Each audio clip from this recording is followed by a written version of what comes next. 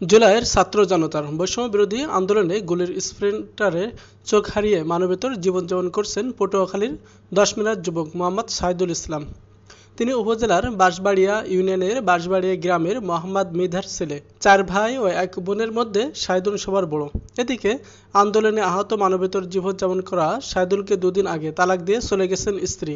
Splinter আর চোখ হারিয়ে চিকিৎসাবিহীন দিন কাটছে বেকার যুবক সাইদুলের।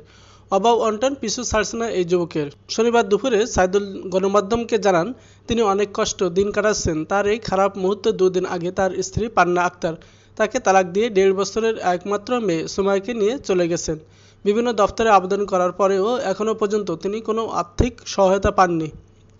অভাবের সংসারে বেশি দূর পড়াশোনা না করতে পারা সাইদুল ঢাকায় ব্যাটারি চালিত অটোরিকশা চালিয়ে জীবিকা নির্বাহ করতেন। সরকারি সহায়তার দাবি করে তিনি জানান, গত ৫ আগস্ট শেখ হাসিনার পতন আন্দোলনে সামিল হন তিনি। ঢাকার যাত্রাবাড়িতে অবস্থানের সময় চোখে ও শরীরের বিভিন্ন স্থানে প্রায় অর্ধশতাধিক স্প্লিন্টার বিদ্ধ হয়ে গুরুতর আহত হন। ওই সময় আন্দোলনে উপস্থিত শিক্ষার্থী ও জনতা তাকে গুরুতর আহত অবস্থায় ঢাকা মেডিকেল কলেজ হাসপাতালে ভর্তি করান। ঢাকা মেডিকেল ১ সপ্তাহ ভর্তি থাকার সময় তার চোখ ও শরীরে বিভিন্ন জায়গায় স্প্লিন্টার বের করা হয়। তিনি আরও জানান, জাতীয় চক্ষু বিজ্ঞান ইনস্টিটিউট ও হাসপাতালেও ভর্তি হয়ে ১ সপ্তাহ চিকিৎসাধীন ছিলেন।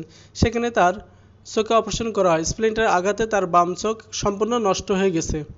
সাইদুল ইসলাম জানান, এখনও তিনি চোখে দুটির শরীরে বিভিন্ন স্থানে স্প্লিন্টার বহন করে চলছেন। মা বাবার সঙ্গে বর্তমান বেকার অবস্থায় মানবেতর জীবন কাটাচ্ছেন। ইউএনও ইরতিজা আহসান বলেন, সাইদুল আবেদন করলে সমাজসেবার মাধ্যমে সহায়তা করা হবে। এছাড়া জেলা প্রশাসকের মাধ্যমে সহায়তার ব্যবস্থা করা হবে।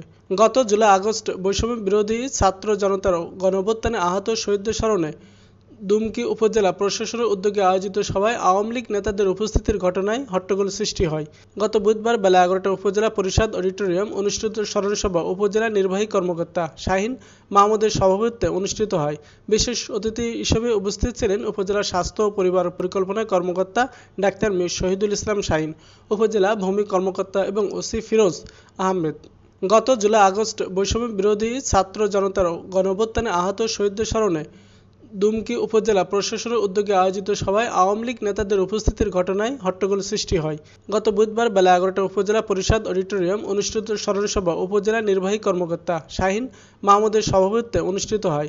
বিশেষ অতিথি হিসেবে উপস্থিত ছিলেন উপজেলা স্বাস্থ্য ও পরিবার পরিকল্পনা কর্মকর্তা ডাক্তার মীর শহীদুল ইসলাম শাহীন, উপজেলা ভূমি কর্মকর্তা এবং ওসি ফিরোজ আহমেদ।